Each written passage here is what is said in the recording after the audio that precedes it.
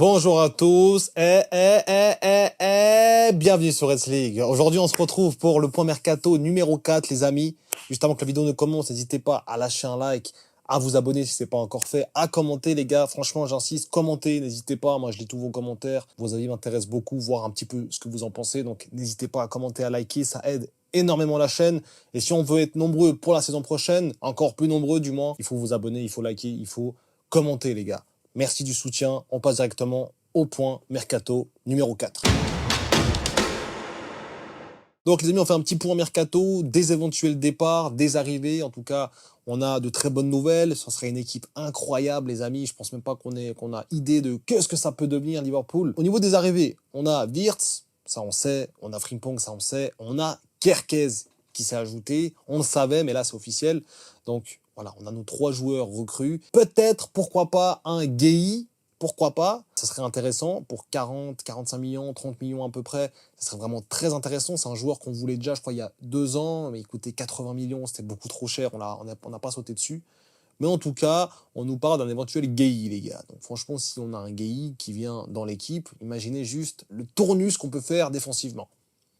Parce que notre point faible la saison passée, c'était surtout défensivement et au milieu de terrain. Parce que offensivement, on avait quand même de quoi faire le job, de quoi permuter, de quoi tourner. Mais pas au milieu de terrain, on avait très peu de quoi tourner. Et surtout en défense, les gars, si on n'avait pas Konaté ou Van Dijk, c'était la catastrophe.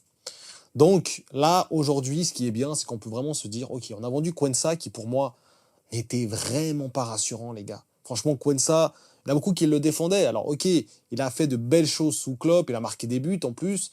Il a été intéressant sous Klopp, ça c'est vrai. Mais franchement, il n'est pas rassurant, les gars. Quensa, moi je l'ai dit dans mon vidéo Mercato, il faut le vendre. Profitez de le vendre maintenant. Pourquoi pas le racheter plus tard ou pourquoi pas. Mais maintenant, en tout cas, il ne servira à rien. Donc il a été vendu au Bayer Leverkusen pour à peu près 30 millions d'euros. Je l'avais dit qu'il allait être vendu, on m'a dit que j'étais fou, ok, bon d'accord, que je ne laissais pas assez de jeunes joueurs au sein de l'effectif, alors qu'il y en a beaucoup de jeunes joueurs, il y a Bradley, il y a McConnell, il y a potentiellement Nioni, il y a pas mal de Bajcetic qui peuvent venir, il y a des jeunes joueurs. Qui a été rassuré quand Quensa est rentré cette saison? Mais même un match, t'es pas rassuré, tu peux pas être rassuré avec Quensa. Donc, très bonne chose qu'il a été vendu. Pareil pour Elliott, hein. Alors moi on va me dire, moi j'adore Elliott les gars. S'il y en a un qui kiffe Elliott ici, c'est bien moi. Maintenant, si on est objectif au niveau du club, franchement, les gars, j'ai l'impression que ça fait 10 ans qu'il a 18 ans, quoi. Les gars, il a quand même 22 ans. Alors, ok, c'est jeune, mais j'ai l'impression que voilà, ça fait quoi? Ça fait 4 saisons qu'il est là. 4 saisons qu'on dit la prochaine, la prochaine, la prochaine. Moi, il y a des matchs qui sont pour moi symptomatiques d'un joueur qui n'arrivera pas à s'imposer dans cette équipe, malheureusement. C'est le match contre Plymouth, les gars. Il y a trop de joueurs qui n'ont pas réussi à s'imposer et qui ont montré vraiment un visage horrible. Jota, Chiesa, Harvey Elliott, Quensa, enfin plein de joueurs comme ça qui n'ont vraiment pas du tout été à la hauteur alors qu'on comptait sur eux. Harvey Elliott, il est fautif sur le penalty. Alors ok, c'est pas vraiment forcément beaucoup de chance, mais sur ce match-là, il est fautif, ça nous fait une défaite. Et en fait, quand t'es slot, tu te dis quoi? Mais les gars, vous n'êtes même pas capable de gagner Plymouth, alors que les gars, vous êtes quand même des bons joueurs, vous faites partie de l'effectif, vous faites partie quand même, on compte sur vous, véritablement, durant la saison. Et vous perdez contre le dernier championship. Chiesa, Harvey Elliott, Jota, tout ça, après ce match-là, ils ont été que l'ombre d'eux-mêmes. Et c'est pas pour rien. Il y a des conséquences. Aussi insignifiantes ta défaite soit-elle, il y a beaucoup de gens qui vont me dire « Ouais, mais tu vois, c'est une défaite, c'est pas grave. » Oui, c'est pas grave. La défaite, ça dépend comment tu perds. On a perdu des matchs cette saison, en fin de saison, voilà. On a perdu contre Nottingham, voilà. On a perdu, ils n'ont pas fait beaucoup de frappes, on aurait dû faire mieux. Mais là, contre Plymouth, on a été dégueulasse, les gars. Franchement, ça a été dégueu. Moi, je revenais de Liverpool, je vois ce match, j'étais voir le match de Carabao Cup contre Tottenham.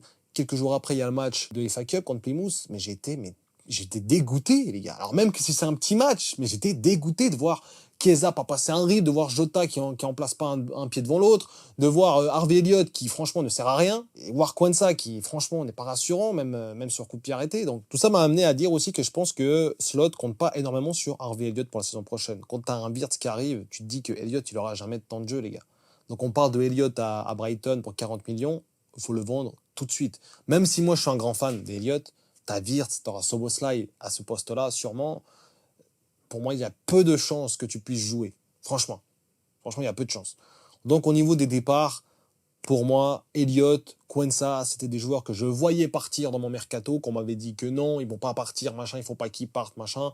Ils sont partis, preuve que j'avais quand même vu ou senti certains points que Slot voulait améliorer dans son équipe et il voulait, je pense, vraiment avoir une défense beaucoup plus solide, déjà des joueurs beaucoup plus solides et un milieu de terrain aussi qui soit plus solide, qui soit plus convaincant et surtout plus régulier, où tu peux avoir plus confiance aux joueurs.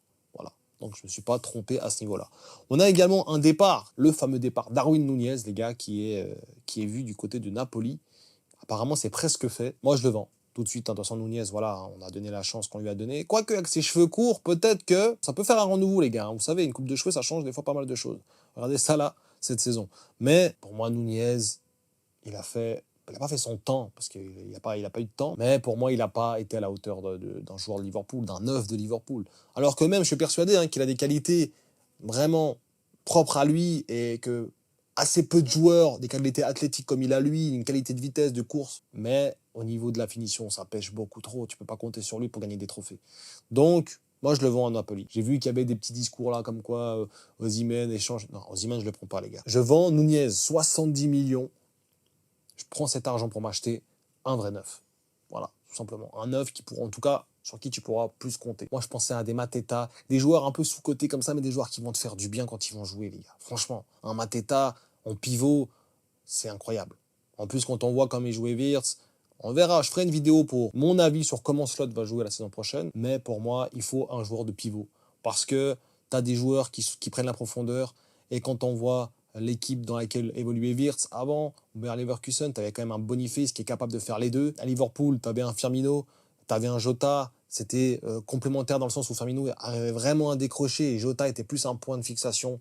Là, si tu vends Núñez, il faut acheter un mec qui soit capable vraiment de gagner des duels aériens en phase offensive, les gars. Et je parle pas que des corners ou quoi, je parle vraiment dans le jeu, en fait. Déviation, on une touche, tu la remets à Salah, qui Wirtz, machin. Pour moi, c'est ce qu'il faudra comme profil quand on voit l'équipe, qu'est-ce qu'elle donne aujourd'hui.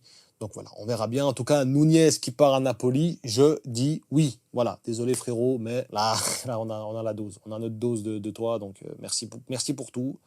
Et puis, bonne chance pour la suite. Et encore une fois, je suis sûr que ce mec, il va jouer à Naples, il va nous faire la misère. Enfin bref, voilà.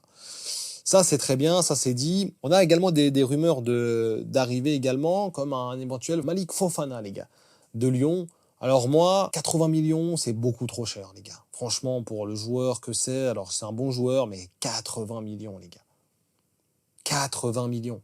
Laissez-lui encore faire une saison à Fofana, on verra bien Malik Fofana peut-être plus tard. Mais là, en ce moment, on n'a pas besoin d'un ailier, ça serait trop cher. Regardez les ailiers qu'on a. Si tu regardes, tu as Salah, Chiesa, Gakpo et Diaz. Tu n'as pas besoin de plus d'ailiers. Maintenant, il y a des rumeurs comme quoi Chiesa voudrait revenir en Italie. J'y crois pas. Peut-être qu'il veut revenir en Italie, mais il va pas partir. Il va rester, Chiesa. Moi, je vous dis, il va rester. Il va pas partir. Impossible qu'il parte. Pourquoi? Profil à 12 millions. Un profil où tu sais que encore aujourd'hui, offensivement, c'est le meilleur élément offensif de l'Italie, avec Moïse Kean, alors qu'il a plus joué depuis combien de temps en Italie. Pour moi, c'est un joueur que tu peux relancer et que quand tu l'auras relancé, les 12 millions, c'est cadeau. Donc pour moi, Chiesa, il ne faudra pas le vendre et je ne pense pas qu'ils vont le vendre. Ils savent très bien ce qu'ils font, à mon avis. Vendre Chiesa, c'est quand même perdre un élément, parce que là, il y aura la préparation d'avant-saison. Ils savent qu'ils peuvent perdre un élément pas cher et extrêmement efficace si maintenant on arrive à le remettre au niveau. Voilà, pour moi, Chiesa, il ne partira pas. Pour moi, vraiment, au niveau des sorties, entre guillemets, des départs, moi, c'était vraiment, je voyais vraiment Núñez, Elliott et Quensa. C'est vraiment les trois joueurs que je voyais partir. Donc on verra pour Núñez et pour Elliott. En tout cas, Quensa, c'est déjà officiel. On en parle. Voilà. Au niveau d'un cas compliqué, on a toujours Konaté. Les gars, Konaté, c'est toujours la même chose. C'est encore cette question qui reste en suspens. Moi, ça me stresse. Moi, ça me stresse parce que je me dis, mais attends, Konaté, c'est pas le mec qui avait dit que c'est un club incroyable, que la saison passée, quand il a gagné le titre, enfin, il y a un mois, quoi, 2 mois, il avait dit quoi quand il a gagné le titre? Il avait dit, on va déjà se préparer pour la saison prochaine, en mode, je suis prêt pour être ici la saison prochaine, et je suis pas prêt de partir. Et là, on apprend que son salaire n'était pas dosé comme lui l'aurait voulu. Alors, c'est vrai qu'il n'est pas très bien payé. Quand tu vois d'autres joueurs, on est quand même sur du 83 000 par semaine, ce qui fait un 355 000 par mois. Mais lui, il voulait un peu plus, je crois qu'il voulait dépasser les 100 000 par semaine. Si ce sera un problème de salaire, je peux comprendre, parce que comme on peut voir la grille salariale, il y a quand même pas mal de joueurs qui sont plus payés que lui, alors qu'il ne le mérite pas forcément. Alors je pense qu'il a raison de proposer un meilleur salaire. Par contre, je pense qu'il en demande trop par rapport à ce qu'il a pu faire aussi pour le club, parce qu'il ne faut pas oublier un truc. Des Salah, des Van Dijk, pour avoir des augmentations, C'était pas dès la troisième prolongation, les gars. Alors Salah, c'était toujours petit à petit. Là, Salah, il a un salaire XXL, ça fait 8 ans qu'il est là, il va faire 10 ans à Liverpool. Là, Van Dijk, pareil, ça fait 7 ans ou 7 ans qu'il est là, il va faire aussi énormément d'années à Liverpool. C'est des joueurs qui ont prouvé. Donc, quand tu demandes un gros salaire, tu peux. Mais Konaté, première ligue, d'accord, mais il manque encore ce truc où tu dis, ah, d'accord, c'est Konaté. Trop fort. Alors, tu l'as eu cette saison, mais tu as aussi eu des moments où tu t'es dit, ah, Konaté, c'est dur. Donc voilà. Moi, je pense que il devrait être augmenté, mais je pense qu'il en demande trop. Il n'est pas d'accord, apparemment, concernant les modalités de contrat. Ça, c'est un peu dommage. J'espère pas que c'est ça qui va nous faire tout capoter, parce que si maintenant, on le prolonge pas et que lui, il est déjà dans une optique de partir, on va pas avoir un très bon Konaté, déjà, au niveau de la saison. Et surtout, on va remplacer par Gueye. Je suis pas sûr qu'on gagne au change, quoi. Tu vois. Donc, pour moi, il faudrait qu'on ait ces 3 défenseurs-là, en fait. Et qu'on arrive à prolonger Konaté, qu'on ait un Gueye. Et là, tu as vraiment 3 défenseurs de haut niveau, avec Gomez qui vient là au milieu, un peu en rôle hybride. Un Endo qui peut être là en rôle hybride. Franchement, tu as une bête d'équipe. Il manque plus qu'un défenseur central et un neuf. Et tu as une équipe incroyable. Franchement, au-delà de nos espérances. Faut quand même le dire. Donc voilà, les gars. En tout cas, on a fait le petit point mercato. Dites-moi ce que vous en pensez en commentaire. Moi, pour mon avis, je pense que Konaté, il va rester cette saison et qui partira la saison prochaine, malheureusement, gratuitement. Nunez partira, Elliott partira, Quensel est déjà parti, et on arrivera à recruter un neuf et un défenseur central. Maintenant, on va voir si c'est Gueye ou un autre. On parle aussi de Jarel Hato, de l'Ajax, que j'aime beaucoup, très hybride aussi. Donc, à voir. À voir tout ça, on fera un petit point mercato numéro 5 au moment voulu. Merci à tous d'avoir regardé la vidéo, j'espère qu'elle vous aura plu. N'hésitez pas à lâcher un like, un commentaire, encore une fois, pour me dire ce que vous avez pensé de la vidéo et pour soutenir la chaîne. N'hésitez pas à dire ce que vous avez pensé aussi du mercato de Liverpool cette saison qui est incroyable. Je sais que je vous le demande souvent, mais c'est une folie. Nous, on se retrouve très prochainement pour une nouvelle vidéo. D'ici là, prenez soin de vous et surtout, n'oubliez pas...